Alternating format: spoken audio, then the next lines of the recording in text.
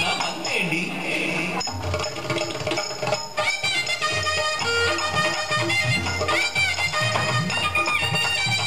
எங்கடி நீ போகிறே கண்ணி ஆட்டக்காரி கொண்டு போன பங்கக்காரடி அடியாட்டி நான் சொல்லும் அதை கேளடி.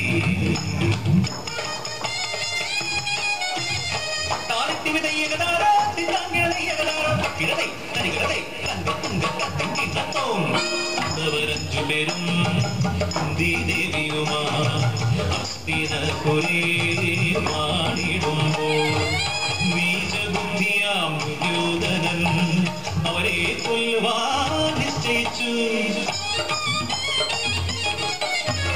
എങ്ക കുലവീരൻ ഭാരതമലയൻ കുടിവിത്തിനറിയും പെരിയ മന്ത്രവാദി വിളിച്ചു വരുത്തി മലയനെ വന്നവൻ നിലകുത്തി കൊല്ലുവാൻ ആജ്ഞ നൽകി.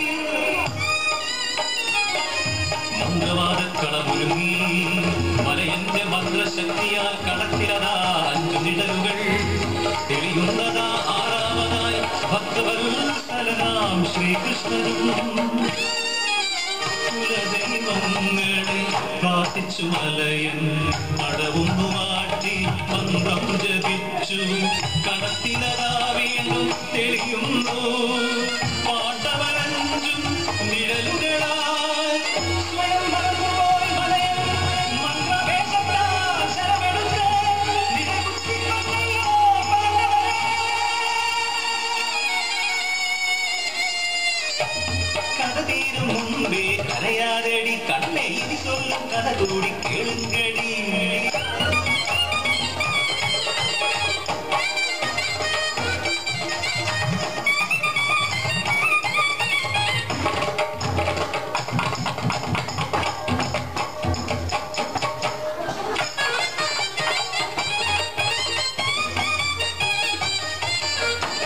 മടങ്ങിയ താന്തരെ കണ്ട് കലങ്ങിയ കണ്ടത് കണ്ട് മലയെത്തി ചോദിച്ചു എന്നയ്യ ഉണക്കെന്നാ ചെയ്യാൻ.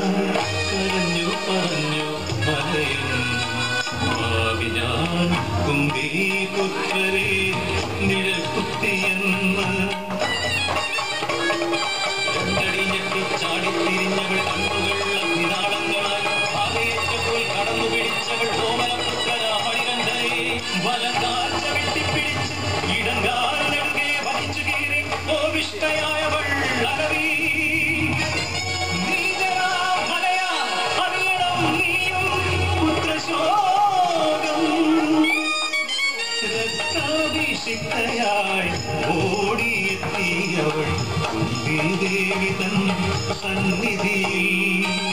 5 പാണ്ഡവർ മരിച്ചു കിടക്കുന്നയ്യോ ദിനമായി കേടുന്നു കുന്തിയും. പെട്ടെന്നതാ കേട്ടു വേണുനാഥൻ പ്രത്യക്ഷനായി കാരണൻ. മരിച്ചു കിടക്കുന്നത് മായാ പാണ്ഡവൻ ധർമ്മത്തിനെന്നും ഞാൻ തുണയുണ്ട്. ഭാരതമലയൻ ചെയ്തില്ലൊരു തെറ്റും മരിച്ചതിൻ പുത്രനും ജീവിക്കും. തോന്നും തക്കിടതൊന്നും തോന്നകതും തക്കിടതകതും തക്കിടതും തകതകിടതും തകതും